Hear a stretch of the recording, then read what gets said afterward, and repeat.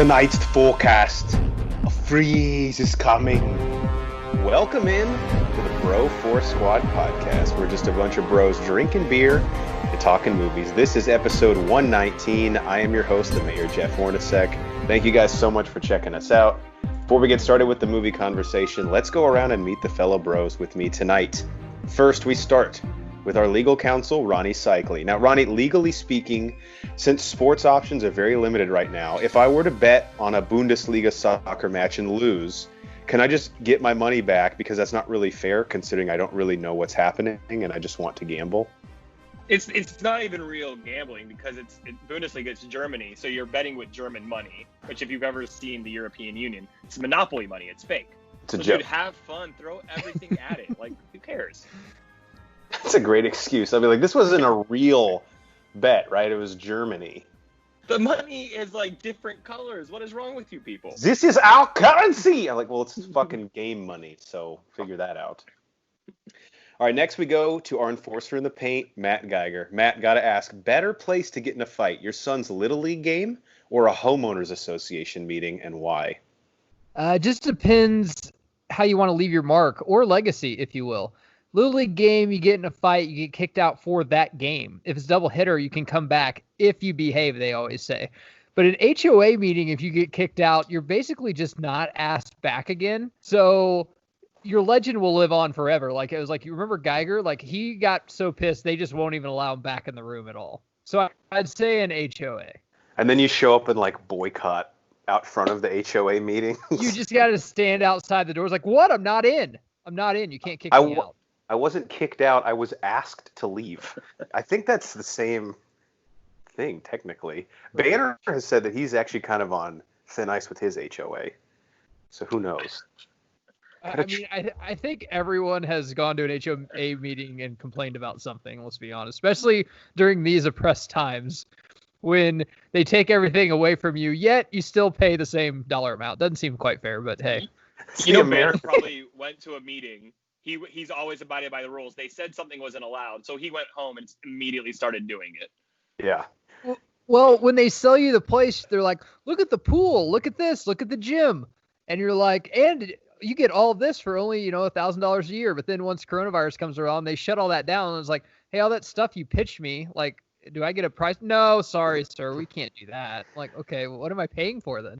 And then Banner goes home. He's like, I've never wanted to grow my shrubs over the required length more. Yeah, that's how we protest in like the suburbs. I'm like, I'm gonna grow the shrub over, and instead of tearing down the statue of the HOA, we just grow our shrubs over 2 inches. Don't tread on me, bro.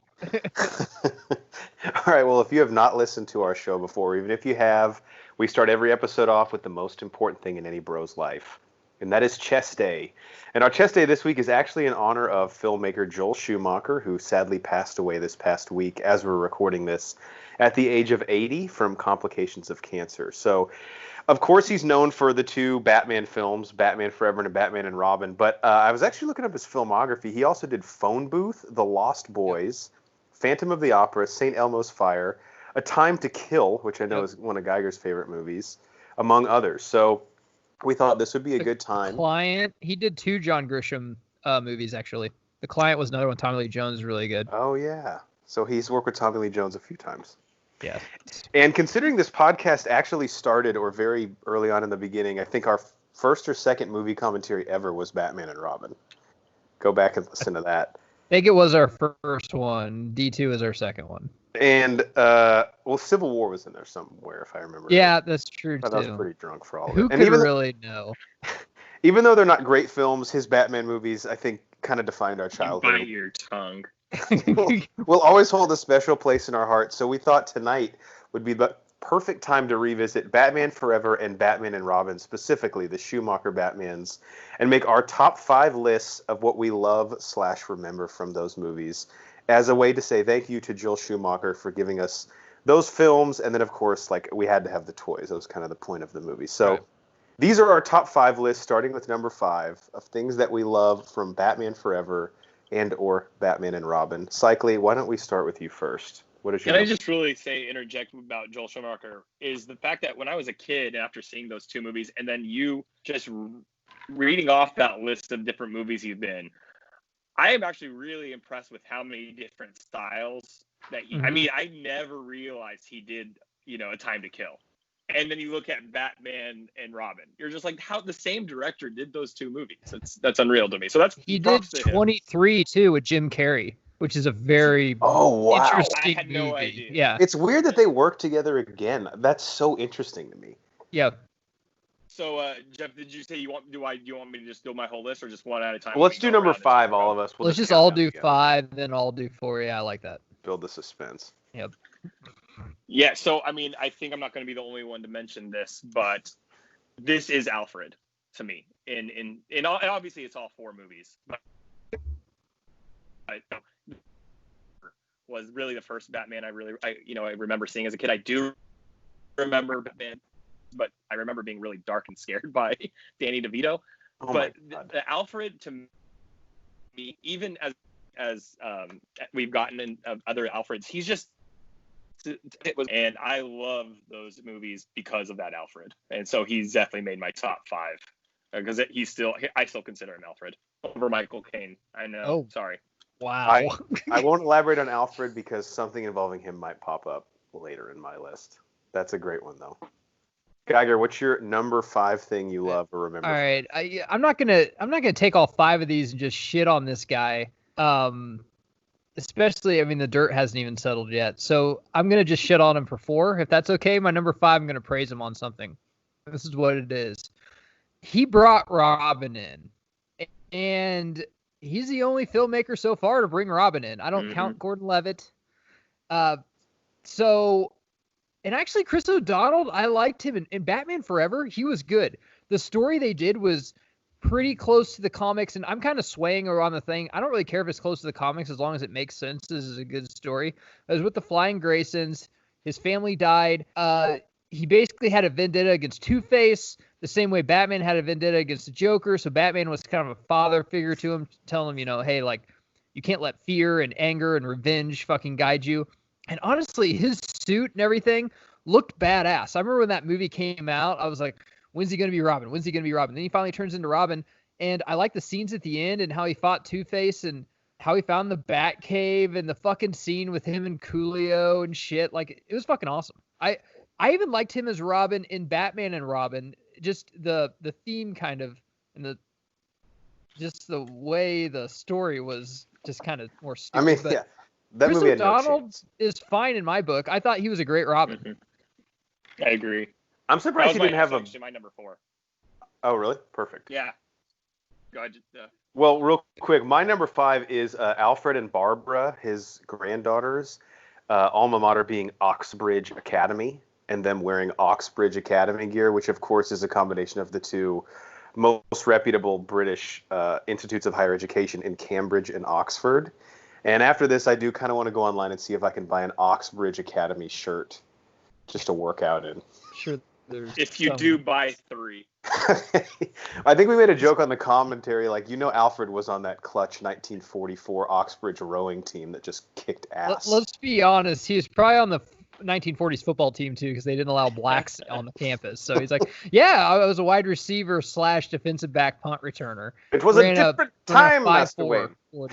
Yeah, 5. It was just a different time, Master Wayne. Yeah. I'm not saying it was right. All right, Cycly, segueing to you. Your number 4 is... Yeah, so I won't elaborate too much because Matt pretty much hit it out of the park there, was Robin. I mean, this is going to be my theme of what I enjoyed about these movies throughout this list. But we got a lot of just the comic book characters in these movies. And it's right. This is the only real... I mean, since the 60s Batman movies, this is the real Robin we got in our lifetime. And Chris O'Donnell was, he got kind of just ripped apart. I don't know what really happened to him, but he was a rising star in the 90s. Just kind of fell off the planet, but oh man, I loved him. And I was so excited when they brought Robin on. And yeah, I mean, you already said it all about him, but I enjoyed all of that aspect and how much Val Kilmer, especially, that the chemistry between them when he was really trying to protect and make sure that he didn't want him to join him because he knew the price to pay of, what he had to do. And the fact that, what Robin did was he still showed up with the help of Alfred and became the duo that they were. It was just a blast as a kid. One of the actual best scenes in either of those movies, it's like a legit good movie scene, is when in Batman Forever, when Bruce is talking to him, like, okay, what happens after you kill Two-Face? He's like, no, that's it. He's like, yeah, that's not it, dude. Then you go out in the night and you look for someone else. And I was like, this is actually like a good film right now. What's about to happen? Batman Forever is a good film, and I'll fight that to my death. It is a good film. All right, Geiger, what's your number 4? So I'll kind of segue off you, Jeff. So Alfred and Barbara's relationship. So we're supposed to believe Barbara is Alfred's niece, which, of course, in the comics, Barbara is Barbara Gordon, Jim Gordon's daughter that becomes Batgirl. However, they're doing this. That's fine. But the least I would ask is, they didn't even try to cast like Liz Hurley or somebody, or at least ask Alicia Silverstone to do a fucking British accent. I wonder if they tried that and they were like, whoa, no, don't do that. The greatest part, Jeff, no one cared because there's so much else wrong with this movie that by the time you left the theater after 2 fucking mindless hours, that's the last thing that you're going to bring up at the bar to be like, what the fuck were they thinking? But every time I watch it, I'm like, there's cute English actors. Fuck, most English actors do a better American accent than Americans. See Charlie Hunnam. But I was like, we couldn't get like a cute English girl, like It Girl from the 90s. I see why we cast Alicia Silverstone, but if we did, why not just make her Barbara Gordon? It makes more fucking sense. Like, either cast an English chick or just cast Alicia Silverstone and make her Barbara Gordon, which is canon to the comics, and have her have an American accent. It makes no fucking sense. And every time I see it, I just have to pause it and think. I'm like, how is this, like, how did they just shuffle the papers? Like, well, that's lunch today. Yeah, okay. She's Barbara Pennyworth. I don't want to steal your thunder, but are you going to mention your favorite quote of hers later, or do you want to bring it up now? I'm not going to mention it later, but I think you are. No, I saved it for you. Okay. Yeah, the best quote ever is when she just puts a mask on. Like, during COVID time, someone just puts a mask on, like my wife, and my wife's just like, Matt, it's me, Lauren. I'm like, I fucking know it's you. Like, you haven't changed it's like when your wife, like, barely dyes her hair. She just puts a fucking mask on when she's Batgirl. It's like, Bruce, it's me, Barbara. Like, no fucking shit. Check out our commentary on that, too, because we all, like, crack up laughing at that. So, really quick, I just want to say, I think I know why. I agree that it's done that she made her related to Pennyworth, but I feel like the movies never really focused that much on Gordon. Not like the Christopher Nolan Batmans. Right. You didn't really get that much Commissioner Gordon. He was in a shot or two, obviously, but he was a tool for exposition, really. He never changed either, the actor, which is So that's why I think he just made the decision there. Like, they were like, hey, this is Gordon's daughter. Like, we as moviegoers, you'd be like, okay, the guy we've seen like for 5 minutes. But psychically, would anyone care, as stupid as this movie was? Would anyone care if they just had a scene where fucking Commissioner Gordon just comes up to Bruce like, hey, this is my daughter, Barbara. I don't have enough room for my daughter at the house, so can she just stay at the Bat Cave? You're like, yeah, sure, she can stay over, and that's her fucking arc. Like, I guarantee everyone just shrugged their shoulders. I'm like, okay, we got bigger shit to deal with. Yeah, could you imagine that person walking out of that theater being like, I had one thing with that movie I want to say. I just got to get off my chest. Be like, one thing? What, really? I'm impressed that it's only one. To me, Batgirl and Batman and Robin is one of those things, like, you're at the bar afterwards talking about the movie, and an hour later, like, you've moved on, and someone just goes, oh, dude, and Batgirl. And the guy's like, oh, yeah! What the fuck was that? I mean, I understand casting her, but honestly, these people just cast it. Schumacher just casted, or Warner Brothers probably just casted who was it at the time. Alicia Silverstone, Arnold Schwarzenegger, like, yeah, but do they look like Mr. Freeze? So, like, why are we they just cast, like, who is hot right now? Cast him, we'll find a spot for him. It's very LeBron James gathering a team together. It doesn't matter if it fits, just were they good once? And one last thing I have to say, Schwarzenegger cast as Mr. Freeze is kind of like what we're doing with The Rock now, where, like, he's a professional bodybuilder, but he's a scientist. Like, where would he have time to lift all those weights? I'm sure we'll get to Mr. Freeze. All right, my number 4 is in Batman and Robin. This is almost like a blink and you miss it scene, but for a little while, Bane actually becomes a cab driver in Gotham City. And without ever knowing, like, the streets or the layout of the town, he's driving Poison Ivy around for, like, to a 10-minute stretch of the movie. That is an awesome image to picture Bane in a trench coat with a hat driving a pedicab. Not a pedicab, but just a yellow taxi so Poison Ivy can get from point A to point B with her limited resources. He's the Uber driver that complains about Uber's GPS. He's like, I know a better way. He's like that guy. It's like, how do you know these streets that well? You were like literally just created like a month ago. Cycle, you joke about Tom Hardy doing that. He would have like actually driven a cab in New York City for like 3 months Give me that Tom Hardy Bane in Batman and Robin and just see what happens. You want to go downtown this time of night? All right, your number 3, Cycly. Third favorite thing. Okay, because someone has to bring it up. I mean, maybe it will come up, but I'm not saying I like it. I'm not saying I don't like it. But let's talk about the Batsuits. Talk about the nipples and bat butt. As a kid, I remember being just like, the suits were awesome, and I didn't really understand the ridiculousness of it. And then you watch it when you're a little older, and you're like, holy shit, these are zoomed in shots of nipples. Yeah, when they're suiting up, very homoerotic. It is weird how he like makes a point to zoom in on like their asses and their pectorals. We get a crotch shot, like straight up zoom in on Batman's crotch. I'm like, okay. It was so he could click his belt. It's for his That's what you were. And Schumacher's like, I fought for that in the editing room. We had to keep that in. It's just so funny because the controversies you miss as a kid, and then you get older, like, holy shit, like, jar for me. Like, I didn't know any of that stuff. There are people that like probably haven't even seen the movies, but if you said Batman and Robin, they'd be like, "That's the one with the bat nipples, right?" Like they'd remember that. Barbara didn't have bat nipples, right? That would be going too far. No, I think. I don't think. No, she didn't. I'm pretty sure it was just Batman and Robin. Yeah, Uncle Alfred. Do you give her pepperonis? Do you give her dimes? I mean, what does she have? I mean, I don't know. You're right. You don't know.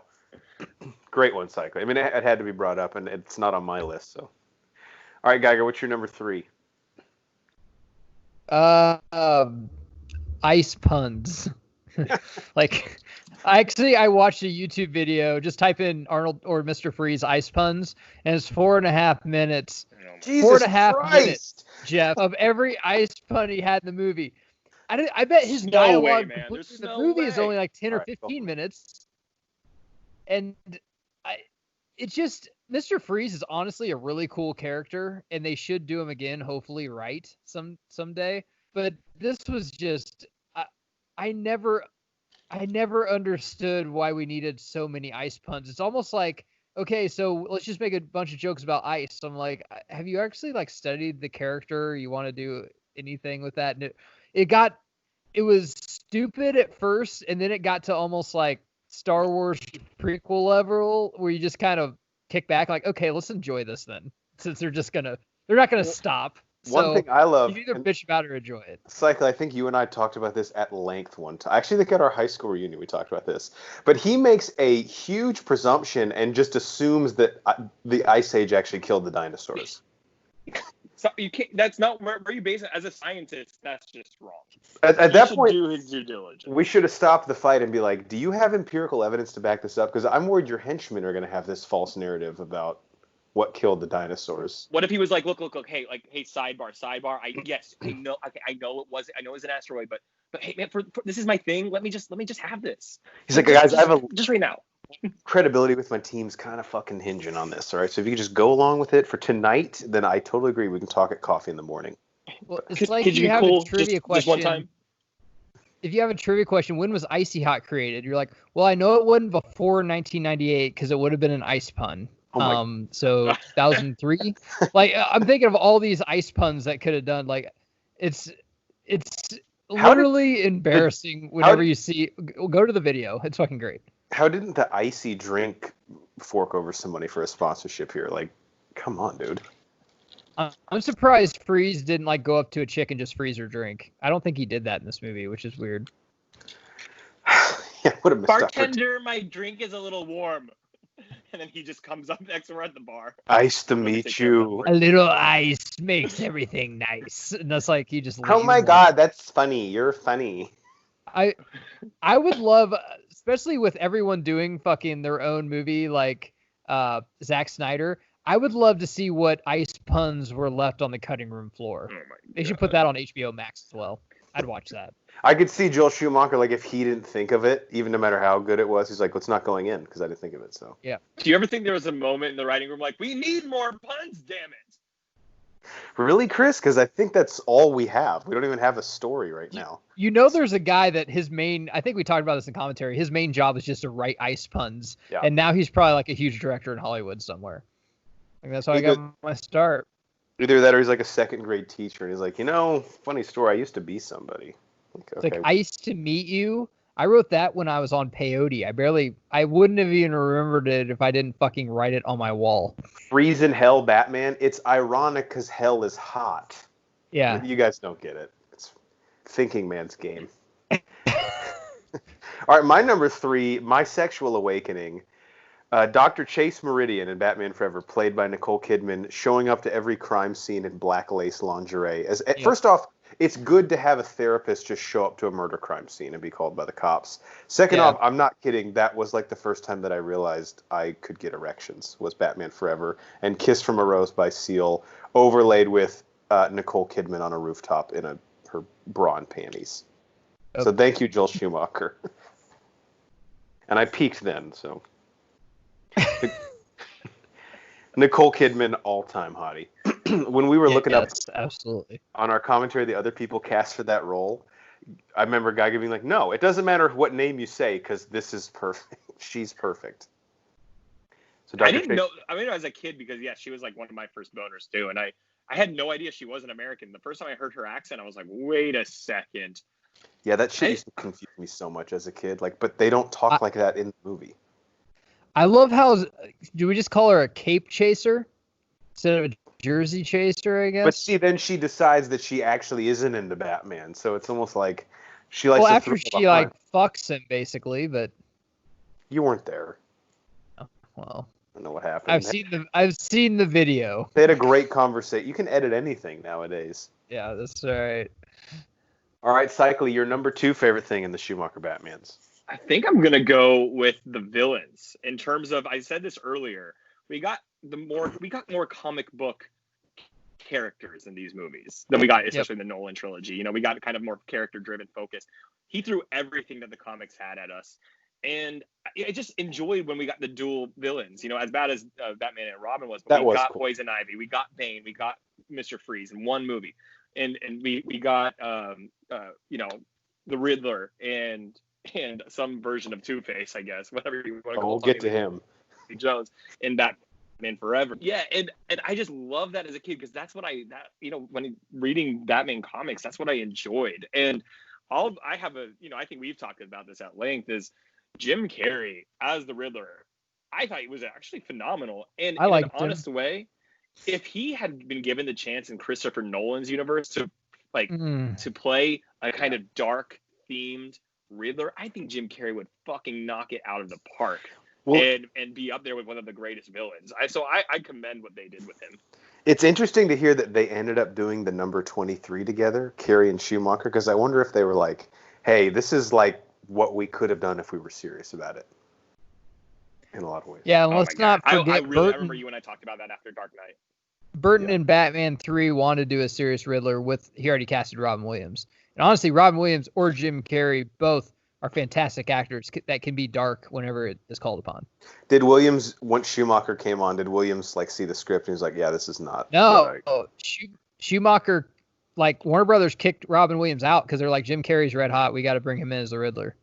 And Robin Williams was what, ice cold in 1997? Yeah, right. Jesus Christ. Yeah, well, Robin Williams said, I will never go for a comic book character again because he was cast as the Joker and then he was kicked out for Jack Nicholson. Then he was cast as a Riddler and kicked out for Jim Carrey, which is really sad. He could have played both of those fantastically. I agree, but the Joker one, you're like, all right, I get it. But do you guys remember? I don't know. I would like to see him take his fucking shot at the Joker. I love Jack Nicholson, man, but fucking Robin Williams, toys and shit, fuck. Especially with Tim Burton, a dark script, he'd have been great. Psycho, what were you saying? Do you guys remember a little bit of trivia that Tommy Lee Jones hated Jim Carrey on that set? I had heard that too. I've heard that, yeah. I've heard it was really bad. Couldn't stand each other because Tommy Lee Jones is which is funny because he plays a more comical version of Two-Face, but he just supposedly, like, he's a very serious guy. I'd heard that Tommy just Lee did Jones not stand him. was kind of sold a false bill of goods, but once he saw the check and the residuals, he kind of relaxed. As a kid, all right. I didn't mind him as Two-Face. I thought he looked really cool. I didn't mind him that much. Obviously, I'd want a more serious Two-Face now, but save that, yeah, because it might be coming up on my list. Okay. All right, that's a great one, Cycly. Geiger, you're number 2. And also, Cycly, last thing I want to say, I did love how you said how Schumacher added multiple villains. I know there's been a lot of like rumors of what his third Batman triumphant would have been, but you know he would have tried to go with 4 villains, which would have been more toys, and I just, as a kid, would have shit up. Let's just have 8 of them in there. I will say this really fast. If you've never looked up the potential script to Batman Triumphant, do it. I think it would have been great. At least on paper, it sounded good. Warner Brothers would have fucked it up, but yeah, on paper it would have. But he had to know as they're making Batman and Robin, he's like, we're not going to get to do this again. Like, yeah. There's no way someone's going to put up $200 million. All right, Geiger, what's your number 2? So when actors like do a shitty job, everyone's kind of quick to be like, well, it was the director, it was the direction, or it was the tone of the movie. Yet there's some actors that the tone of the movie or the script sucks. Ewan McGregor, prime example on some of the prequels. He shined, even though some people didn't, and you can blame the script or anything. So with this tone being so kiddie and so toy in Batman and Robin, the script being so, makes Adam West's Batman look like fucking Ben Affleck from Batman vs. Superman. I'm going to shine the spotlight on Uma Thurman, who I think did a fantastic job as Poison Ivy. And you know why? Because she's a fucking fantastic actor. That's why. And this movie, she seems like she's not even in like this universe the entire time. She plays it like kind of, how do I put this, Jeff? It's like a Willy Wonka almost, I would say. It's over like, the top, but it's it's because she's insane. Yeah. That makes sense. But she plays it. This is, I would like to see someone else try Poison Ivy because I don't think they can top Uma. And you're saying like, oh, put Uma in Nolan's universe, she'd kill it. I'm like, fuck. During a kid movie, she killed it. And it was almost like a Willy Wonka where like, my God, this is almost so kiddie, it's creepy, like touchy type fucking creepy. She did a fantastic job. I think there is a scene in our commentary where we stop talking, and you know it's a good scene when the Broforce squad is so drunk they stop talking, actually watch the movie. And there is a scene, I believe it's with Clooney and Uma Thurman when they're like talking, Bruce Wayne and I can't remember her name besides Poison Ivy, but it is a very good scene, very well acted. She did fantastic in this. Well, in Cycle, you and I have talked about this at length, about the prequels for Star Wars, where there's some scenes where you could take the best actor in the world, like even Ewan McGregor, and if the dialogue on the page is just so rough and rigid, like there's nothing you can do. And I feel like that was her character. Freeze is a joke, but her character had some really tough lines to deliver, and she still trucked through it. All right. My number 2 is a legitimate one, like not trying to be funny, and this is piggybacking off what Cycly said earlier. I really love how Schumacher, he brought back 2 actors from the Tim Burton Batmans, and that is Michael Gough, of course, as Alfred, and as Cycly said, like, he's our Alfred. Like, Michael Caine might have been a better Alfred, or had more to do in the movies, but as a kid, that is my Alfred, Michael Gough. And then Pat Hingle as Commissioner Gordon, who, it's weird because in the Burton and the Schumacher Batmans, Commissioner Gordon is almost like a what's the male version of a damsel? He's like a male in distress, basically. Like he's a vehicle to get captured and kidnapped and things like that for Batman, which is kind of annoying because he's like, no fucking vigilantes in my town. I'm like, all right, bro, then stop getting fucking captured and we won't have to have him. Yeah, it's pretty bad when the police chief gets captured all the time. It's never good. But he brought those 2 guys back, which I thought was really, really cool. And obviously he had a different take on it, could have gone his own direction, but I think it does show that, like, at the end of the day, if people say Schumacher, oh, he doesn't fucking care about the character, like, he just wanted to make fun movies for us as kids, and he had enough respect to at least involve those 2 guys, because I think even now you look back and, like, I have a lot of reverence, especially for Michael Gough as Alfred. Yep. He was great. All right. Number 1. Cycly, what do you got? And just to piggyback off that really quickly, like he had a really tough ask. He was following, the Tim Burton ones, and that are, you know, they are great movies. They really are. I mean, I'm not a big fan of most of Tim Burton's movies, but Batman and Batman Returns, those are his two best phenomenal. Yep. Yeah, and that was really hard for.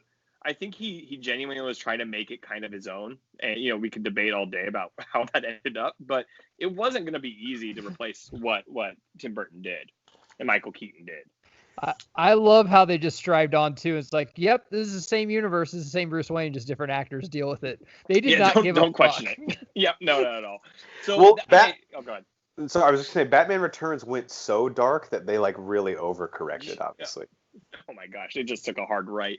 So my number one, and this is just the child in me, and I always say this, we've all talked about the prequels of Star Wars the same way. Do I know they're not great movies? Yeah. But you know what? I fucking love them. I don't care. And that's what these two movies are to me. They are true comic book movies. I mean that in the sense that he literally made them like a comic book. They look like a comic book. It's, you know, the colors, the different schemes, the textures, the costumes, the way the characters talk. You know, and it might not result in the best movie on screen, but as a kid, I just fucking ate it up. And I mean, Batman Forever genuinely still holds up to me to this day. Batman and Robin, damn, I mean, I'll watch it, but it's a difficulty. But, you know, I still have fun. But there's that child in me that still holds on to these movies and just says, you know what? These are campy, fun, true comic book movies. He's not trying to win an Oscar. He's just trying to have a little fun with it. So I will always love these movies in my own way. When you guys speak at my funeral, I need you to defend Phantom Menace and then the Schumacher Actually, Batmans. Fact check, though, Phantom Menace, I think, is a good movie. There's some other prequels that maybe not. Don't get started on that. Preaching to the choir here. We're all Guy, this is like your town hall speech. Like, I know your political views, so let me just play to the crowd a little bit. All right, Cycling, piggybacking off that, what is your number one thing you like or remember from the Schumacher Batmans? He just said it. Yeah, me. Was that his? Yeah, that was my number one. It's my wow, that was such a good segue. I just thought you were still talking about my. No, it's my turn. Yeah. So I understand that Warner Brothers wanted to sell toys. I understand that. I get that. Probably a good marketing move, actually, especially giving our age range on the pod right now. We were in that demographic that bought a shit fucking ton of toys. Bat nipples. Not only will I argue, I just want to see, how does that sell more toys? Actually, I could argue it would sell less toys because, you know, the really crazy moms that are really religious, like, no, I'm not going to buy you a toy with nipples on it. You're forgetting the number one rule of sales. What sells? So why? Like, that's my question. It's just the Ryan Reynolds gif. Why? But why? Like, I don't, like, when I saw it, I remember I was like maybe 10 or something. I'm like, huh, that's weird. And then as I get older, but why? Why did we do that? Why do we have nipples on Batman? I guess if we were to do like a risk versus reward discussion, there's really not a lot to gain and maybe more to lose. There's no problem with nipples. You know, if you watch the Avengers movies, Greg. If you watch the Avengers movies, some of them show nipples, but that's because like Captain America is in a t-shirt and it's his own nipple. It's not the nipple of the suit. It makes no fucking sense at all. It's just a matter of time before we had the nipple discussion. Just a matter of time.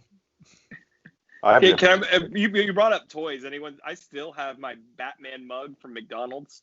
Oh, we all do. Yeah. I think that was from Batman Forever. Those mugs, because I had them all. Yeah. I have the Two-Face one where like him flipping the coin is like becomes the handle. Yeah, I have the Riddler one. The Riddler one where the question mark is the handle, right? I should have brought up that because the marketing for these movies were fucking fantastic. Because as a kid, what do you want to do? You want to go to the movie in the summer, you want to go to McDonald's afterwards. And they were all over that. Then you had, as Jeff pointed out, Seal fucking singing Kiss by a Rose, which is one of the greatest songs ever written, I think. What a great album. That whole album, the score of that film. Dude, movies don't, and Geiger and I have reminisced about 90s movies at length on here, but they don't do that shit anymore. The cross promotion with like our favorite fast food restaurant as a kid, and then the soundtrack. And then you're like, okay, the movie, you got to go to McDonald's first a month before the movie to get all the toys, and then you got to buy the album, then you got to see the movie. They got us in fucking 3 ways. They don't do that anymore. It's brilliant. How much money? They basically took our parents, grabbed them by the heels, and fucking shook them upside down. But not too bad. I mean, they're asking them to buy a Happy Meal, and then CDs were like $20 maybe for one You act good like song I on them. need the T-shirts and the backpacks and all that other shit. And my dad being like, "This movie isn't even good. Why the fuck do you care so much about it?" My poor dad was always. I was like, "Dad, did you like it?" He was like, "Yeah." He would always tell me he liked the movie. He was like, "God damn, this is awesome." It's fine, sport. You should call him out now. Be like, "Dad, you remember that time you said you liked Batman and Robin? You have horrible taste." Yeah, I'm gonna hold you to that. You're disgusting. What did you like about it? He's like, what? You were 8 and you enjoyed it, so I just wanted to have a peaceful drive home. All right, my number one, and this is in jest, but I just love how Schumacher, this is a moment where he goes, "I don't give a fuck, this is what I want." So between the original Batman, when Harvey Dent shows up, played by Billy D. Williams, and Batman Forever, a few things happen to Harvey. The first off is he becomes Caucasian, somehow. Which, again, I guess that's understandable. But a thing that I love, so cyclically, Two-Face's motivation in Batman Forever for being mad at Batman. Have you ever sat down and thought about this? I believe so, yeah. Okay. Yeah. So he is upset at Batman because while they were in court, someone who is not Batman threw acid on his face, and Batman didn't jump in front of him in time to prevent the acid from being thrown on him. Yeah, dude, that's fucked up, Batman. What the hell? So first off, I wish Batman would have been like, all right, first thing, Harvey, why are you white all of a sudden? You clearly need someone to blame. Second off, on me. Second off, like, what about the guy that actually threw the acid? Yes, I was in the front row. I was still 15 feet away from you. The best is he gets the perfect drawn line down the middle of his face from the acid. Yet he protected one side of his face with wasn't it like a piece of paper? Mm-hmm. In the movie, he just holds up a piece of paper on half his face. I'm like, I don't think a piece of paper was going to protect you from acid, dude. Do you think the surgeon's like, we could do skin grafting, or what I could do, hear me out, I have a 50-50 idea I've been working on. Yes, go on. I'm sold. Where do I sign? Where do you get suits that are half like normal, half? Yeah. What? It's fine. It's all got to be custom, dude. It was good for the economy. You know how much he had to pay for that shit? Yeah. I do miss movies, though, that they didn't have to have an 8-hour production meeting about, like, okay, why does Two-Face hate Batman? Like in The Dark Knight, like, okay, we're going to build up this thing with him and Rachel, and then it's going to do this. And, like, man, that makes sense. In the 90s, we're like, I don't know. It's just because one's good and one's bad. Like, what do you mean? As a kid, I watched it. I was like, yeah, fuck Batman. I totally get this. You should be murdering hundreds of innocent people over this. Considering you were the district attorney 10 minutes ago and African-American, and now you're white and hate Batman for literally trying to save you but not quite getting there in time. Plus, Jeff, I was peeing. You probably said this, but how this wasn't even really built in the story arc. They just kind of showed an old fucking... It was a news clip, CNN clip. It was like C-SPAN, whoever films the courtroom. What the fuck? Like, what are we doing? Cyclically, as a lawyer, have you ever seen anything like that where someone on the witness stand gets acid thrown on them and then they become a supervillain? Have I ever not seen that is a better question. It happens. It happened again. Honestly, it happens Tuesday in court. Every small claims court hearing. That's what happens. Can we stop getting the metal detectors? We need acid detectors. This is becoming a major problem. Why are you bringing in acid? Oh, is that acid? Oh, okay, I'm sorry. No liquids, I guess. You can have water, just not. Sorry, I thought this was America. You gonna tell me I'm gonna have to wear a mask in there too now? No, just the mask might protect you from acid if it's made of paper based on this acid, movie. Please. There's like probably 50 other people in the courtroom that also didn't prevent him from getting acid. And how did Batman? That's why I always love doesn't he like dive in and he's just like was Batman just sitting on the side of the courtroom? Like, in the footage, Batman like leaps off of the desk to try and prevent it. So he was sitting in the courtroom in his Batman suit, right? Which is a totally other discussion. He's just here to watch. He's like, oh, that's a good point by the prosecution. I forgot about that. Yeah, it was Batman. It wasn't fucking like... No, it was definitely Batman. It makes no fucking sense. And I'm going to just position myself here. Forgot about that. And if you're someone out there, if you're an apologist out there saying, oh no, it just turned Harvey evil, he literally kills the Graysons to find out who is Batman. Like, that's his motivation. So it's like, I really don't... Did someone tell you something else happened? Like, did Batman give the guy the acid? What do you think happened, dude? He's not mad at the guy that threw the acid on him. I don't know. I just love that. It. And it's not something you realize until you're an adult, because, like Cycly said, as a kid, you're just like, okay, yeah, he's fucking mad. You know what probably happened off screen? Is like Batman went to visit him in the hospital. It was like, hey, man, I'm so sorry I didn't get to you in time, but hey, it's like you got two faces now, am I right? And ruffles the hair on the good side of his head. You know, tough break, kiddo. Yeah. You know, he'll bounce back. He's like, honestly, I know you can't grow hair on this side, but just watch European soccer in about 20 years. This is going to be the look. I'm telling you. I'm really glad we did this. You're ahead of the curve. All right, before we move on to Protein Shake, anything else you guys want to add about Schumacher? Geiger, we'll go to you first. No, man, we joke about him a lot, but even the shitty movies we love in a certain way, and his good movies are really fucking good. I think if he didn't make Batman and Robin, Batman Forever, he'd be talked about in the 90s, not on the same realm as like, Spielberg or Scorsese, but he'd be a notch below. For sure. And let me say this before I toss it to Cycly as my piece. These aren't great movies, but I would not do anything to change them at all. Like, we need these movies, especially as a podcast. Cycly. There's nothing wrong with watching just that movie. Like, you do not need to sit and watch an Oscar-worthy film every time you sit down. I guess my final thought is this. I have a little bit of respect for him, too, because he straight up apologized for Batman and Robin.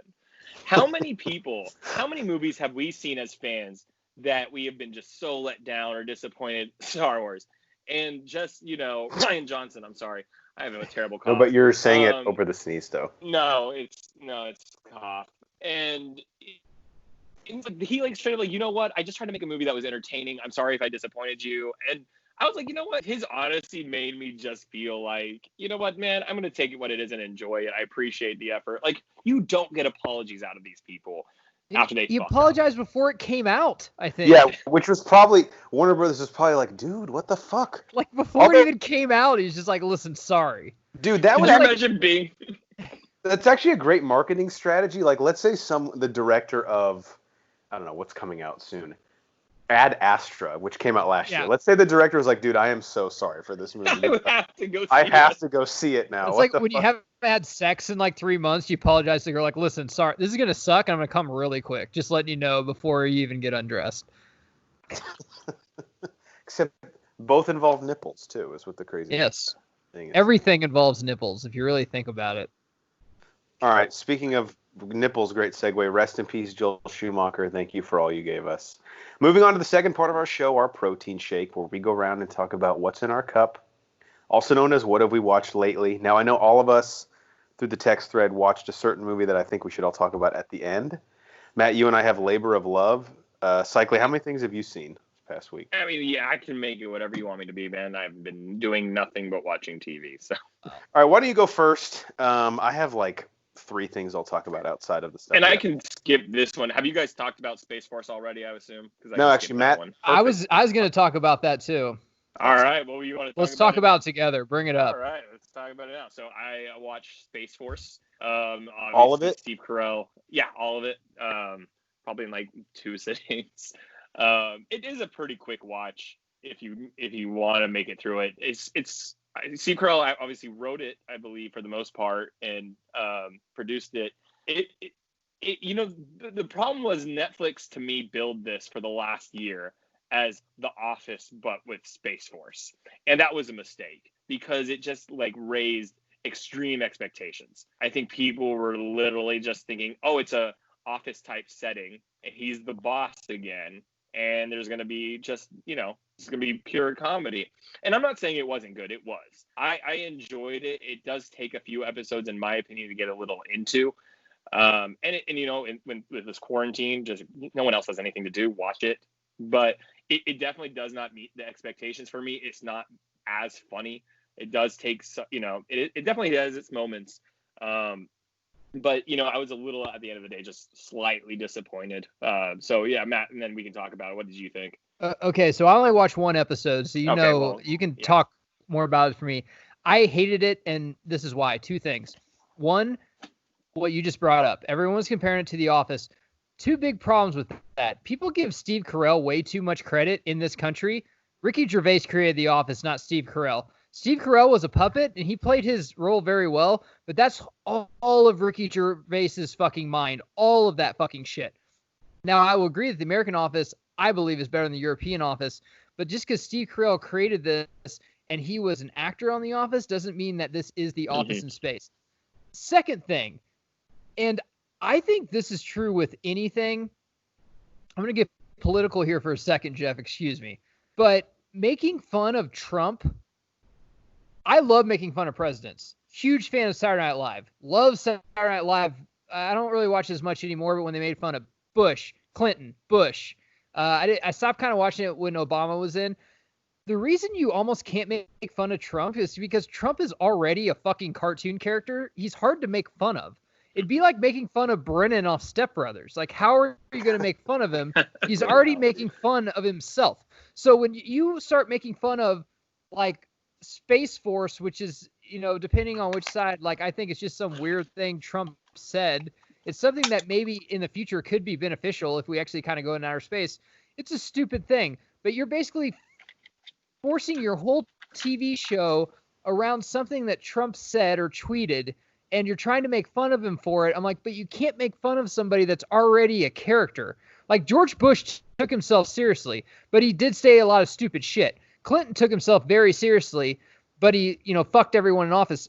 Like, Trump doesn't really take himself seriously. He says stupid shit all the time. So he's very hard to make fun of, I think. Even when Alec Baldwin does them, I don't find it funny because shit Trump says is funnier than what the person imitating him says. And I'm not taking a side like I like Trump or I hate Trump. I'm just saying it's hard to make fun of him, I think. I'll say than other presidents. I haven't seen the show, but when I heard the idea for this, I said, this sounds like a good idea for an SNL skit. While it's topical, maybe not like an 8 to 10 episode show. Because by the time it's produced and comes out, we're like, yeah, dude, we know that's a ridiculous That was like idea. 20 things he fucking said ago that made people uproar. Everyone forgot about it by the time it came out. Yeah. I watched one episode. I didn't laugh once. However, there is a ton of talent on this show. Yes. Like, the people that were like the third funniest guy on your favorite sitcom are in this show. You got Oswald from Drew Carey. You got the dude from Yes Dear. You got the chick from who's Charlie Harper's counselor and in Best in Show. Jane Lynch. She's awesome. You got a John Malkovich is in this. You got a bunch of great actors. It was just so they're trying so hard to make fun of Trump that I'm like, you're just trying too hard. Like, Spaceballs didn't try hard. It just kind of easily did it and made fun of Star Wars. It just felt forced to me the whole time. Would you say it felt space forced? Sorry, I'll leave.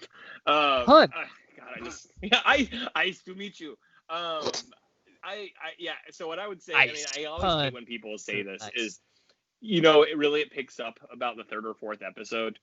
And if we were in a quarantine, I don't know if we would have made it to that. It does get a little better and a little funnier, but the amount of times I laughed out loud, I could probably count on one hand.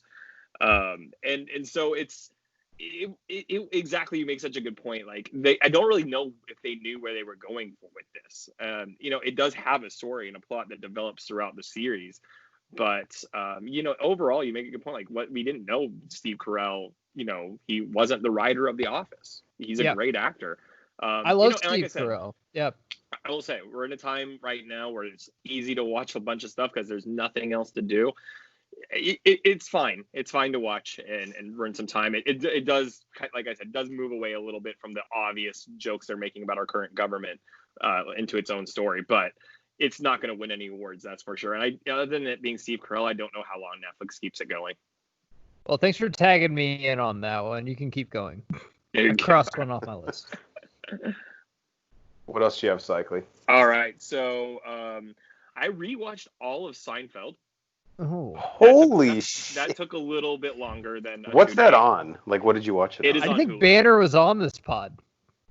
And guys, I will say, fucking Seinfeld holds up perfectly.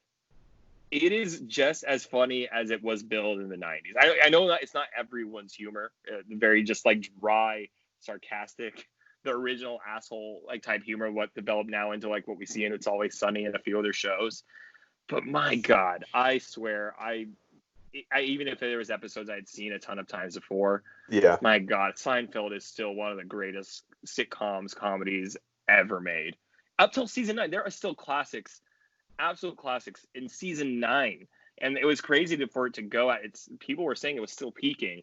The finale, I know it's controversial to a lot. I'm going to say this: the finale is exactly what it needed to be. What else? How else do you end a comedy show but with almost a sketch show where you get all of the returning characters you ever had, all the great characters they had? So, I will say this: I don't like how they went to jail, but the framing device of all these people coming to court to testify for how much they suck. All the stories is it's fantastic. What's that on? Netflix, Hulu? Hulu. It's on Hulu. Yeah, if you've never seen Seinfeld, then buckle in, because the comedy is still, it's hard to do for a lot of 90s shows, especially with how sitcom it used to be. So I've seen Seinfeld when I was a kid. I thought it was stupid, but I was 9 or 10. I think I've seen an episode maybe in college. One of my roommates loved it. I don't think Jerry Seinfeld's stand-up is funny. So I think Seinfeld's funny. I don't think I think Seinfeld is an incredibly overrated. He's the least funny person in the show. Okay, all right. I might actually, I might try to watch one season and then report back to you then. Well, watch season 2. Don't start with 1. You have to watch when George works for the Yankees, because that's when it's serious. Yeah, no, I absolutely do not think Jerry Seinfeld's stand-up. Like, if you watch any of his specials on Netflix, I don't think I never laugh out loud once. What's the deal? What's the deal with this airline food? He's just like a 50-year-old dad funny, I think. I don't know.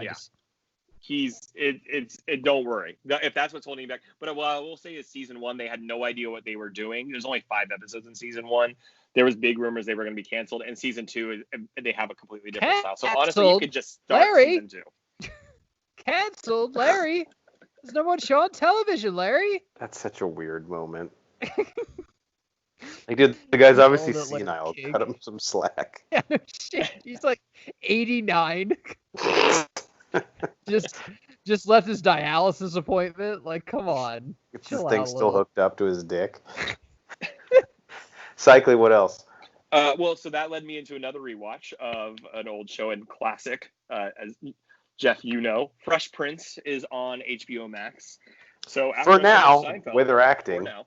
So for a few weeks ago, after I finished Seinfeld, like about 3 weeks ago, I started Fresh Prince from the beginning. And God, do I love that show as well. That show is so much fun. Fucking Uncle Phil is one of the greatest characters ever.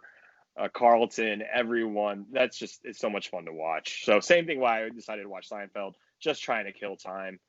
Different things to do, and why not go rewatch some of your favorites that you used to watch in the 90s? And I'll finish up with this one really quickly before we talk about where you guys go and we talk about that one film we'll talk about. I watched last night Perry Mason, the new show on HBO. I saw that with the guy from The Americans, right? Yeah, it's supposed to be like a really dark take on Perry Mason. Obviously, my dad would watch Perry Mason. I don't remember it as a kid at all. But what I got from it is I don't know why they're calling it Perry Mason. It could just be a literal murder mystery detective show. He's in the real story, and Perry Mason was a lawyer. He's a PI in this, and he's just kind of down John on his luck, and he's like basically following around actors and finding them and getting paid for taking pictures of them doing bad things. So I mean, it was good. I just don't know why they're calling it Perry Mason. And I mean, I'll see where they go with it, but it was very dark, so I like that. Hour-long episodes, right? Yeah, it was an hour. Okay. Yes, this weekend was the first one. That popped up on HBO Max. We'll have to check it out. Anything else? No, I'll move it over.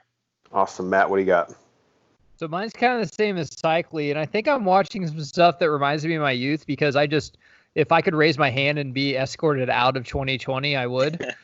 So I'm just trying to be reminded of something where like life was, kind of cool to live, man. It was kind of fun to wake up every morning. The first thing is something that came out that was new, but it did remind me of my life, and that was Major League Baseball's Junior. Actually, let me come back to that because just ping. The second thing I watched, Cycly on Hulu, they have the Animaniacs and Tiny Toons. Oh my God, they have Tiny Toons? They have Tiny Toons. Oh shit. We're tiny, we're loony. We're tiny, we're toony, we're all loony. Yeah.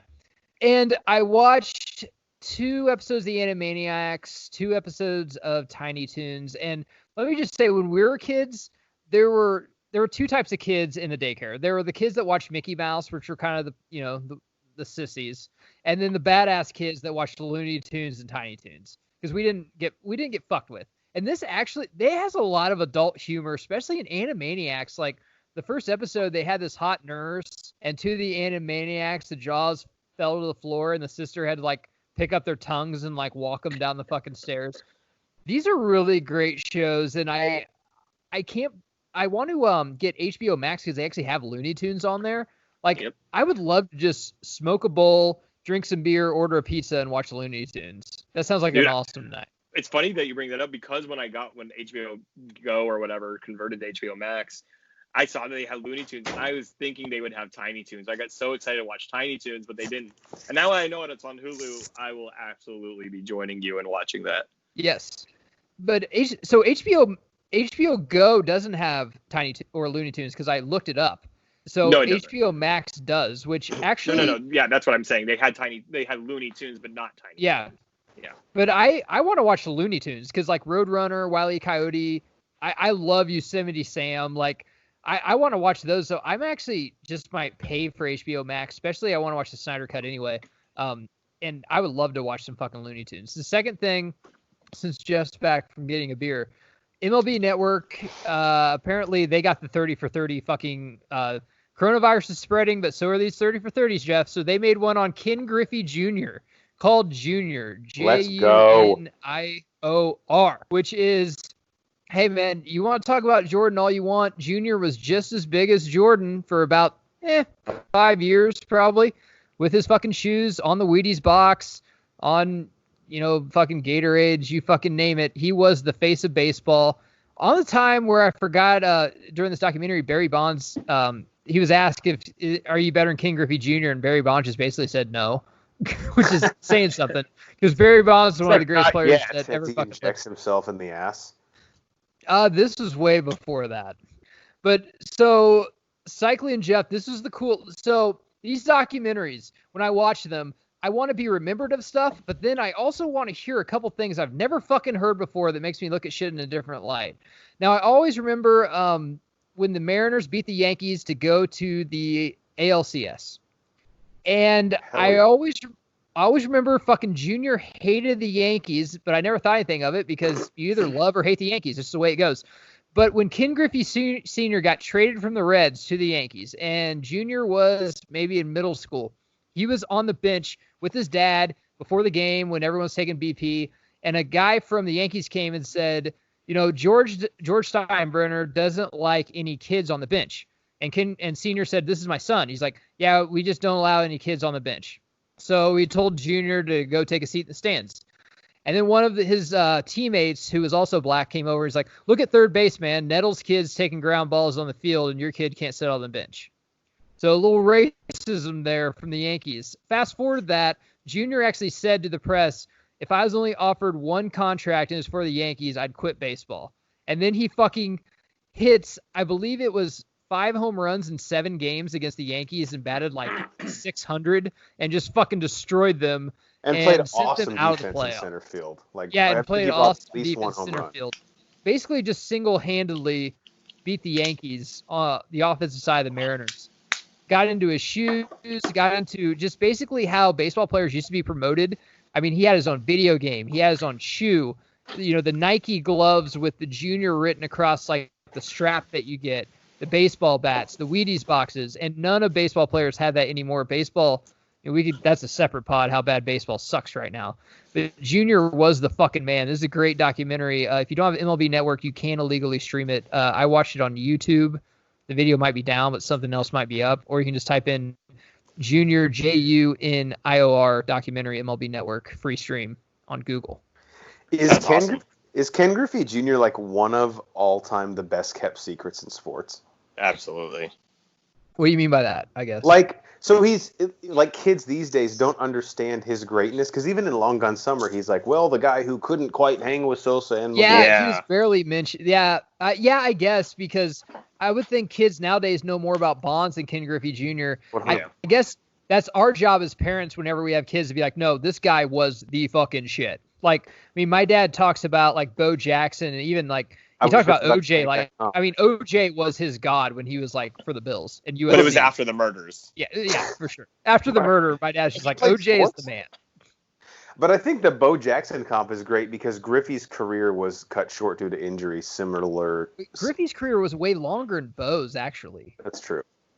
I mean, he came as a rookie in 88, and I know that because when I was born in 88, my dad bought me every baseball card that Upper Deck made in a cassette, and it came with the Ken Griffey Jr. rookie card. So from 88 to what, Jeff, 96 with the Mariners? Yeah. Probably 97? Maybe even 97, yeah. Yeah. So that's a decade of him just dominating in baseball. Because when he's with the Mariners, he's one of the greatest players in the game. I mean, he came up at like 19 and pretty much hit the ground. I think he homered in his first game. Yep. I think first at bat. Jesus Christ. What else? Oh, he also almost committed suicide. Took over 200 ibuprofen pills because he couldn't handle the pressure when he's 18. Which is weird because every time you see him, you think he's smiling and loves life and has a great personality. His son played for University of Arizona football. Your point about like when I watch a doc, tell me something I wasn't aware of. That's what I'm talking about. That's what makes absolutely. Jesus, that's horrible. Glad he's still with us though. What else, Matt? That's all I got besides the other things. All right, I'll run through these pretty quick. Matt and I watched Clueless, the 1990s classic. We did a movie. So that was good. Did you enjoy it? It holds up, man. It does. It's a top 5 90s movie for me. It's a fucking great movie. Definitely. I love Clueless. And it set the tone for the rest of the 90s. Also, drink every time you see plaid in the movie. You're already dead. See ya. So check out our commentary for that. It's probably coming out in a couple weeks or a month. Furious 7, the last one with Paul Walker, was on TV. I watched this one. My mom was in town. Checked it out with her. Look, say what you want about the movie. It's a jumbled mess, as to be expected, losing him in the middle of filming. But that last scene, man, where he drives off from Dom on the highway, I cry every time I watch that. And the Wiz Khalifa song starts playing. And that's a 90s throwback, too, because they had 2 great songs on that soundtrack. Yeah. We Own It and that Wiz Khalifa song. Yep. I saw, it was a rewatch again, the movie One Day with Anne Hathaway and Jim Sturgis. This is where it picks up with this guy and girl on the same day every year, July 15th, for like 20 years. Total chick flick, but also another one I would be lying to you if I said like tears weren't welling up in me at the end, because I'm not dead inside. Not yet. This one's on Netflix. If you haven't seen it, I would check it out. Definitely. I've seen it like 5 times. It's fun. Not fun. It's good. It's really, because it's a bit of a drama. And it's on Netflix, which I know everybody out there has. All right, last thing I saw before the stuff that we shared together, because Matt and I have Labor of Love and then the one we all watched. So the movie Nonstop was on FX last night. This is the one where Liam Neeson is a U.S. Air Marshal. Where's my daughter? He doesn't say that, but... he wants to. And I realized as I was watching this, there are a ton of actors in this that are like 4th or 5th build in a lot of really big movies where you go, oh yeah, you're in. No. So I'm going to read you the cast list as I would. J.R. Smith. Exactly. I'm going to read you the cast list as I would market them to you. All right. The movie Nonstop, starring Liam Neeson and the chick Black Panther is in love with. Okay. Matthew McConaughey's wife in The Gentleman and was probably also in Downton Abbey. The dude who loses both his legs in Batman vs. Superman, Dawn of Justice. That bald guy from House of Cards, and he's also the bad guy in the first Ant-Man. Uh-huh. Julianne Moore. Love her. Bruce Wayne's dad in Batman Begins. And the voice of the guy who plays Stasiak in the Fast and Furious movies and was also apparently briefly in The Wolf of Wall Street. Apparently. That's how I would market the cast. Yeah, of course. I want to see that. Geiger's in theaters like, go on. He's like leaning forward. It sounds like that Detroit Pistons team. You don't have any stars, but everyone knows their role, and it's just going to be a good... Good And time. to Cycly's point earlier about someone speaking and you're like, holy shit, they have an accent. The guy who plays Thomas Wayne in Batman Begins, British accent in this movie. Threw me It's like for yeah. When you hear someone you know that doesn't sound like, you're like, what the hell? Well, he like the first time he talks like, I don't know about this. I'm like, you don't talk like that. Don't do that.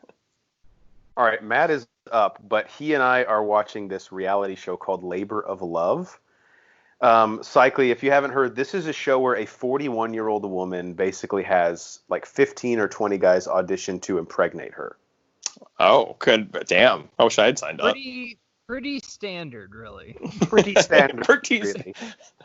Geiger, not much to say about this last episode. It was still very entertaining, but one of the least eventful so far. We had the birth simulator. We had Marcus being a little bitch, and then we had the Keith situation. What do you want to say about this past episode? I'd like to take the Marcus situation. Dude, it's the third quarter. I get it. You're getting sweaty. Hamey's getting a little tight. I don't know if I can do it, but him thinking that who's the guy that's winning it, Jeff, right now, we think? Probably Kyle, the tall guy? No, Stewart.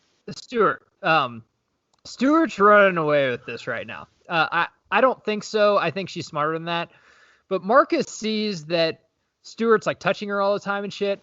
And Marcus, dude, I get it's this third quarter, but you're upstairs writing her a song. You don't have to onside kick it every play and throw Hail Marys all the time. You're not that far behind. But he's up there writing her a song. He's like, I'm going to go play her the song that I wrote. I'm like, that has never fucking worked. Ever. Not since 8th grade summer camp. The only time that's worked is one time a guy wrote a chick a song that he beat and then she took him back. But guess what? That guy was fucking Axl Rose from Guns N' Roses. In his prime, in like 91. Like and even then, Axl Rose. If you're like, even then, if you're a big time stuff. Even then, when he was done with the song, he goes, "And that's Wonderwall," because that's. What show is this? What channel is this on? Fox. It's on Fox. You got to get in on it. God. Your wife would hate it / love it. Oh god, Your dude, I'm so wife would busy. love I don't it. have any time to watch anything. It's only an Everyone's hour wife once a loves week. it. It's not like The Bachelor where like sometimes it's 3 hours and you're like, dude, relax. Well, also, Cycly, the great part about it is she lives in a house, and literally, it's like it's like down south where the house is literally like a foot away from each other. The next house over is where the guys live. So when a guy takes her on a date, the other guys can look out the window and see everything. And they look like, oh my god, he's kissing her. I'm like, that's creepy, dude. That is really creepy. Yeah, why are you masturbating while you watch that? I want to be like, hey, go home to my wife. Be like, yeah, I actually signed up for a reality show. She's like, oh, really? Which one? I'm the guy, and they have to impregnate me. It makes no scientific sense. But only thing I'll say. Leave Keith to you, Jeff. So Keith is the fiery gym owner who's 41 years old, and for some reason still hasn't found Mrs. Right. Basically, he sits Christy down and says, I'm paraphrasing here, but hey, now that I finally have time alone with you, I'm a fucking psycho, and I would punch a nun if she looked at me wrong. But I'm fiery. That's how he spins it. You guys said, listen, I'm calm until something happens, then I'm fiery. I'm like, well, everyone's calm until something happens. Right, why would you just show up to a situation that doesn't exist and be ready to fight? That's probably the first guy in history I've ever seen, and I don't know, my wife's watching The Bachelor way more than me, but she kicked him out, not even at an elimination. It was just like mid-speech. She's like, listen, I don't think this is going to work. Pack your bags. It's like next. He like wanted to go. It'd be like a dude at the combine who like doesn't run the 40-yard dash. Like, well, just go home then. I don't really understand. That's basically what he did. All right, that's all I have for Labor of Love. You guys ready for the last? Yeah. Let's do it. All right, so Uncut Gems. All three of us actually watched this. I literally just finished watching this probably like 5 minutes before coming on the pod. So it's basically the equivalent of like doing a bump of cocaine. Cycly, I'll let you go first. What were your thoughts on the film? Yeah, I watched it, I think maybe a week and a half ago. The day it popped up on Netflix, I've been thinking about watching it for a while, had heard all the things about how great it was, and Adam Sandler was actually a good actor in it. The movie starts, and I got to say, like, I didn't think I was watching the right movie. The intro really kind of throws you off for a second. Dude, that music, I really had to pause it. I was like, what the fuck is this? So I'm like, I literally was like, this is not the movie I think it is. The opening credits throws you for a loop. And I'm like, oh, okay, all right, we'll see what they're going with it. And then you get into it, and all of a sudden you are just in the sprint of your life. I mean, I think the movie was 2 hours, but it felt like, I don't know if it felt like it was 20 minutes or it felt like it was 10 hours, because the whole time I'm just like on just this intense feeling. Sit on nails. And I mean, it's phenomenal in the way it's done, because you really feel what the character seems to be feeling the entire time. Adam Sandler, we can all say things about how Adam Sandler and his reputation and the type of movies he makes, but he's always so good at playing a character actor, whether you think it's a bad movie or a good movie.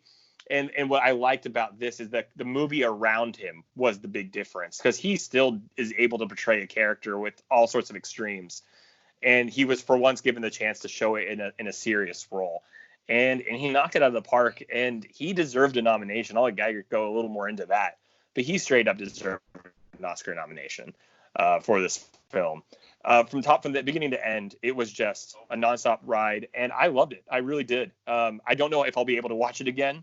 At least for a while. I got to give myself a little bit of a break. But yeah, that movie deserved a little more credit than it's getting. Yeah, it was just like a sprint to the finish. Geiger, I'll let you go next. So mother knows best. I mean, your mom always tells you like something, and after a while you realize like, man, she knew what the fuck she was talking about. Netflix knows best. Netflix has been shoving this movie down my throat for a fucking month. And last night I talked to my wife and we finally bit. Like, Netflix will be like, you'll like this movie. So I clicked on it. Man, Cycly is right. This is so In Shape people do CrossFit. Jeff's mom will tell you I'm really fat. I don't, but I can say I do CrossFit now because I watch fucking Uncut Gems. This is basically a sprint from the start to the finish, roller coaster ride, getting right into Adam Sandler, like Cycly talked about. Did he deserve a nomination? I'm going to admit that I'm wrong and say, yes, he did, because I shit on this movie without seeing it just because I know Adam Sandler and he hasn't tried for over 15 years. But in this movie, I compare him a lot to Elvis, Jeff, just because I liked Elvis as an actor, but he basically was the same person in every movie he was in. But you know what, kid? If it's not broke, like his manager said, Colonel Parker, don't fix it. You sing your songs, you dance, you get the girl, and you make money. And Adam Sandler did that, but the only difference is Elvis was given the role of A Star Is Born. He turned it down.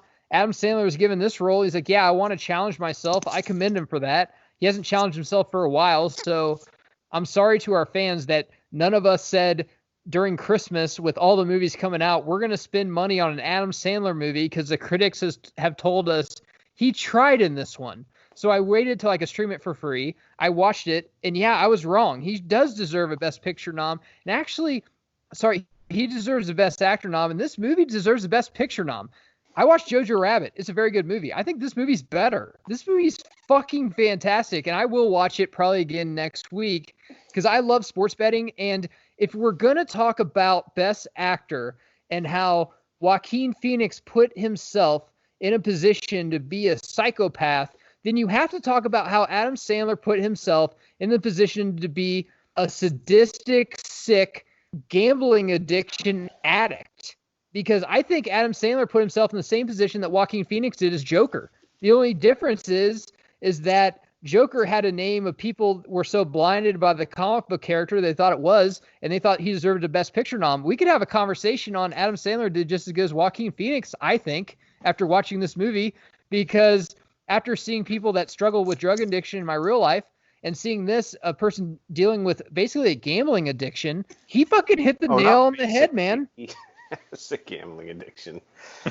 He has a lot of big addictions. The other thing I'll say before I throw it to you, Jeff, I love how this movie had real life in it. It wasn't based on a true story, but Kevin Garnett was fantastic. The Weeknd was great. But Kevin Garnett, these games actually happened. He was betting on real games, which has never happened before in a sports movie. That's fucking badass. Like, Two for the Money wasn't betting on real games. They're actually betting on fictitious teams some of the times. And yeah, that was cool. Best Actor always has a great fucking scene where he delivers a line. where he was telling him the fucking line about how many points, how many rebounds he gets. Like, this is what Vegas thinks you do. Don't you want to shove it down their throat? That's what I do, KG. I want to shove it down people's throat and show them I'm better than who I am. That scene made me feel something that I'm like, I don't even care who was acting. Adam Sandler, Leo DiCaprio. I'm like, that is what best actors are made of. He did fantastic in this movie. That scene was in the trailer, right? That's where he goes, "That's how I win." Yeah. I don't have much to add to that. I do think, whether it's right or wrong, this was the Academy's way not nominating him or the movie and saying, like, hey, you can't make a joke of, like, what we're doing here for over a decade and then expect us to recognize you. Whether that's fair or not, yeah, that's the message they're sending. And it's not like he made, like, 2, 3, or 4 movies that were, like, ridiculous. He made, like, 11. And he's not in the in crowd either. That's true. That doesn't help. Like, but yeah. This typically has like the formula they go for, right? Like a little bit of revisionist history. Oh God, yes. A guy playing against type. I mean, you could probably even argue he's like somewhere on the spectrum. This is an Oscar jizz-worthy film, like jizz in your pants film, and it's not one that's begging you for a nom either. It's just a good fucking movie. I don't have much to say about it outside of what you guys said. I absolutely loved it, and I love Sandler's performance, but there are 3 scenes that I just wanted to bring up that I thought this movie has a weird way of like making you so uncomfortable and tense, but also like there is a lot of levity in there. Like I was laughing almost like in a Coen Brothers I'm uncomfortable kind of way. First scene that did this to me, this is so relatable. The scene where he's watching that first Celtics-Sixers game that he bet on with his wife, and she wants him to go tuck his kid into bed. And he's obviously like, from the opening tip, fucking locked into the game. And he's like, yeah, I'll go right up there. And then right before they go to commercial, he just says to the TV, this ref is fucking ridiculous. I've said that 5 million times while watching a game. Like, this guy's going to fuck me, Tim Donaghy situation. Second, maybe the best quote in the whole movie. When he's at his daughter's play and he gets picked up and he's in the car. And he's trying to tell them he doesn't have any money. And this is an actual quote. Arno says, Howard, you owe me money, and we know you resurfaced your pool last spring. And there's a pause, and he goes, I never resurfaced anything! After, like, ripping his clothes off. And then the last one that I love, first off, the character of Damani in this I thought was really, really good. Yeah. But there's a quote where he's going through Howard's safe, and he, like, wants to get all of his Rolexes that he let Howard store there, which are fake.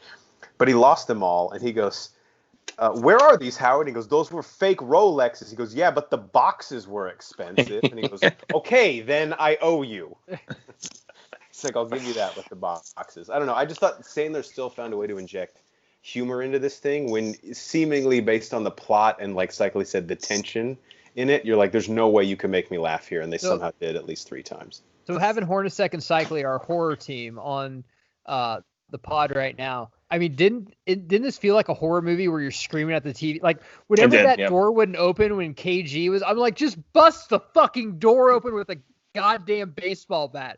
Just like that stupid thing of a door not opening was just so much fucking tension. The director in this was fantastic too. This had more tension than a lot of horror movies you see. Yes. Even horror movies have moments where you're able to breathe.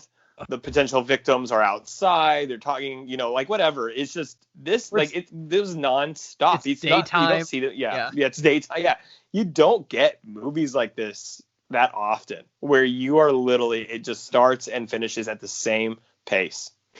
And I think it all felt so visceral and real. Like, first off, his shop builds tension because it's so close quarters. Like, you're fucking bumping elbows with everybody. You're already like nervous. Like, it's crowded in here. But everything in it felt like he's fucking and lives in his apartment. Right. But everything in it felt like a real life situation where I would show up and people would be arguing. And I would be like, I'm uncomfortable now. They created that in the film. And if you're like, oh, I didn't like that, I totally get that. But that was their intention of the director, was like to make you feel like not at ease. It's like you're seeing a couple fight in public and you're like, I need to turn away. I'm uncomfortable, but you can't. Please watch it if you haven't. I think you'd love it. Yeah. And we won't spoil it, but guys, an ending maybe the God. I didn't call it. Didn't call it at all. No I way. was like, no way. A top 3 ending of 2019. I paused it for sure. Yeah, honestly though, as a guy that loves Vegas and goes like 3 to 4 times a year, whenever he locks those guys in there and makes them watch the game that he bet on with all their money, and when they get the tip, he's like, "Oh, they got the tip. We'd be fucked if they wouldn't have got the tip." I'm like this would have been an awkward next couple. That's every Vegas sports book. I remember the first time I brought my wife. They're like, "So how much money do people have on this game?" I was like, "Dude, the guy screaming insane probably only has $20, and the guy over there sitting comfortably probably has 20 million." It's like that's just how Vegas is. It's insane. It's nuts. Definitely worth a watch, though. All right, that's all I had before we're gonna skip Do You Even Lift Bro today. But did you guys have anything else you want to say about either Uncut Gems or Joel Schumacher or any just advice? Cycle, you first. Just watch all the shit right now. What's your excuse? That movie your friend's been telling you about for years, and you're like, no, I mean, I don't have. Yeah, dude, just put it on. Just watch everything you potentially can, because who knows whenever we're going to be at this opportunity to just have an endless time to watch every movie and TV show you can. It's like adult summer vacation. Just don't worry really about you not paying your bills or your child support or anything. Yeah, that's not important. The one bill you need to pay is the high-speed internet. Besides that, we're good. Yeah. Gacker, how about you? Netflix needs to sponsor us, so it just has Cycly at the first. She's like, just watch all this shit right now. What else are you doing? Dude, I have nothing else. We had a good show today because we just watched a ton of different stuff on a fucking different spectrum, and it's fun to just sit down and watch shit with like your wife or significant other or the chick you're trying to fuck that night. I mean, just enjoy it, man. Usually one and the same. Life is fun, man. It's everything is just how you make it, dude. Like we could make this fun if we try. And if there is a lesson from Uncut Gems, is enjoy what you have. Like, take a second. Now, I take that back. We can't, like, if you want to make life fun, don't watch Uncut Gems, but watch everything else. But also, you could turn $10 into $100,000 if you play your cards right. I love the way he thinks about shit. It's awesome. All right, for our legal counsel, Ronnie Cycly, and our enforcer from the paint, Matt Geiger, I'm the mayor, Jeff Hornacek, and we are the Bro 4 Squad podcast. Thank you guys so much for listening to us. Follow us on Twitter at Bro 4 Squad. If you type in Bro 4 Squad as 3 separate words on Letterboxd, Apple Podcasts, Spotify, YouTube, you'll find us there. And check out our website, bro4squad.com. Till next time, I got this 6-game parlay I'm feeling pretty good about. I got to go put down. I love how everyone starts with the tip. Why would you fucking bet on that? Why would you bet on the tip? I love he's like, yo, Johnny, I have your money, come over. It's like, and he comes over, he's like, all the Boston has to do is cover. I'm like, so you don't have it. If you win, we're going to have to drive to the casino to get it. Like, what the fuck? That's just a stupid thing to bet. I mean, one of the